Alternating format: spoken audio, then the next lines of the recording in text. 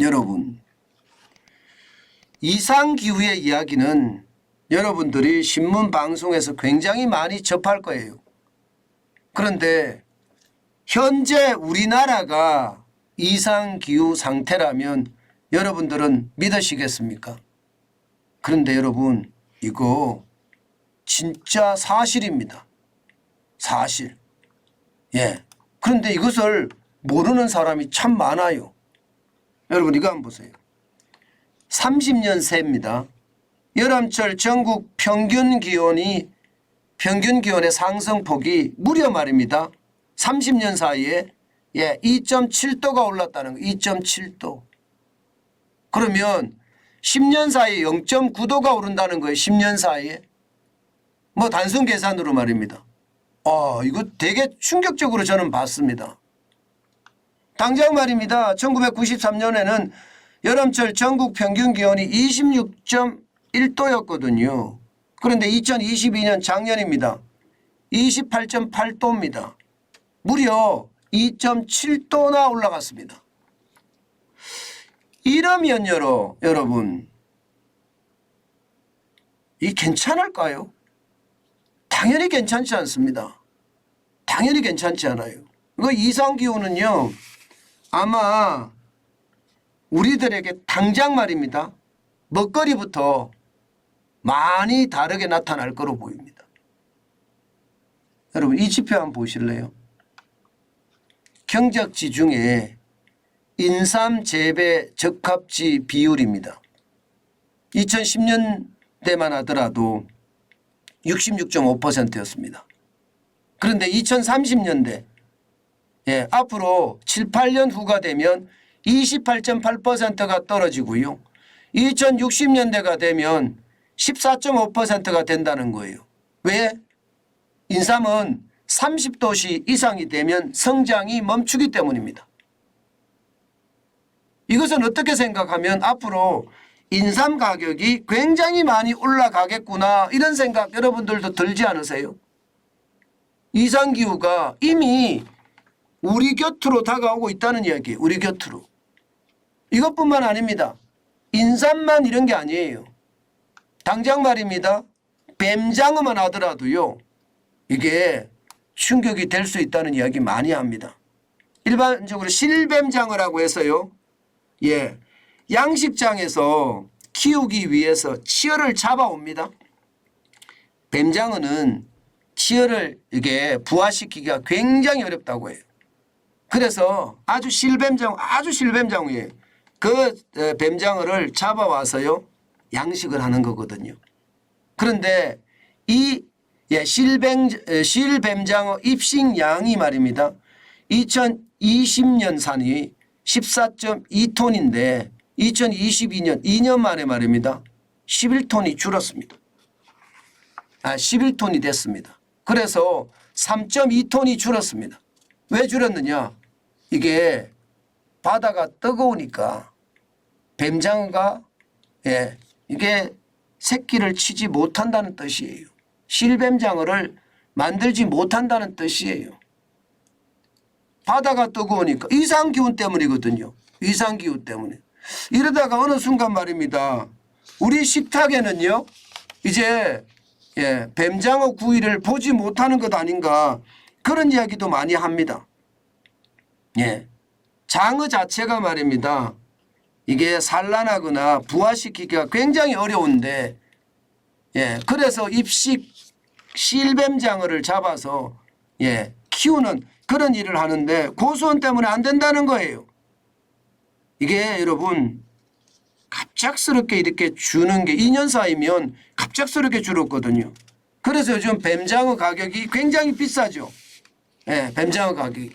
실제로 가보면 우리가 장어 먹으러 가면요. 비싸서 겁나서 잘 못 먹어요. 실제로도 말입니다. 그런 이유가 바로 이런 이유입니다. 여기에다가 말입니다. 여러분 전복도 보세요. 전복도 2021년하고 2022년의 차이가 굉장히 크죠.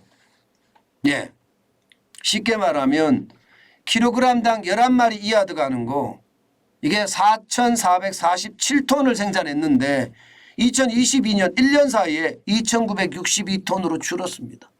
바닷물이 뜨거우니까 전복이 안 크는 겁니다. 2022년에 이게 뭐 줄어도 엄청나게 줄었잖아요.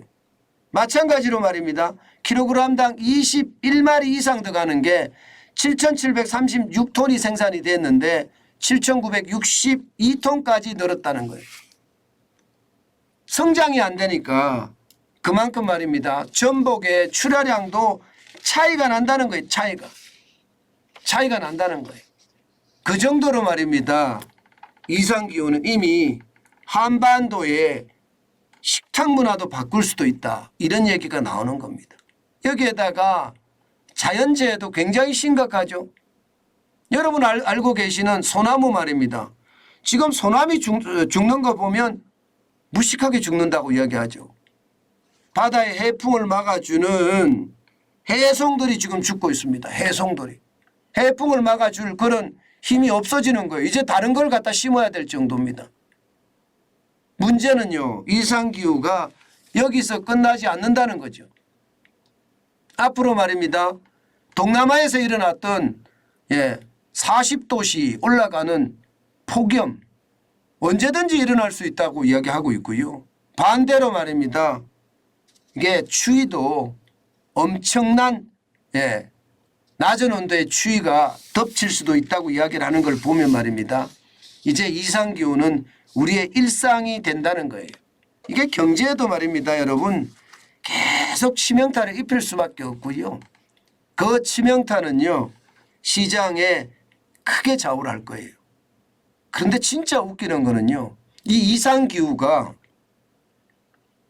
돈을 많이 벌게 만드는 그런 비결도 됩니다. 무슨 얘기냐. 우리가 듣도 보도 못한 열대과일이 말입니다. 제주도나 남해나 혹은 중부지방에서까지 생산이 되는 경우가 많습니다. 뭐 바나나도 마찬가지고요. 망고도 마찬가지고요. 이러니 말입니다.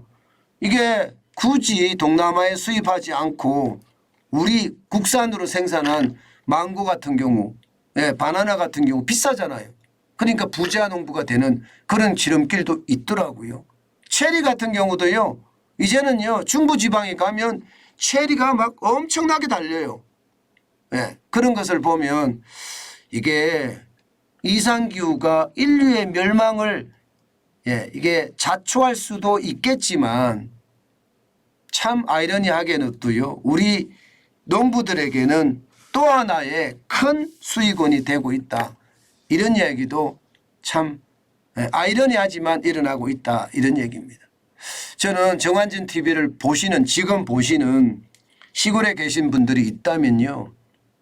저는 열대과일을 많이 찾아보는 것도 요즘에 큰 방법이 아니겠느냐. 저는 그런 생각을 진짜 많이 합니다. 요즘같이 이렇게 이상기후가 난발을 하면요. 듣도 보도 못한 열대과일들이 국내에서 생산되는 경우 많거든요. 이것이 부자농부를 만드는 지름길이라고 이야기하니까요. 한 번쯤 보시면서 이게 시장을 한번 돌아다녀 보면 어떨까. 그 생각을 제가 해봤습니다. 실제로 말입니다. 주변에 가보면요. 열대과일 하시는 분들이 많거든요. 그래서 부자가 되는 사람들이 많습니다. 뭐 또 싸지겠죠. 많은 사람들이 생산하면 싸지겠지만 뭐 당장은요. 지금 부자농부가 되는 사람들이 그런 사람들이 있다는 것. 이것은 우리가 한 번쯤 알아놓는 것도 나쁘지 않다. 이렇게 생각합니다.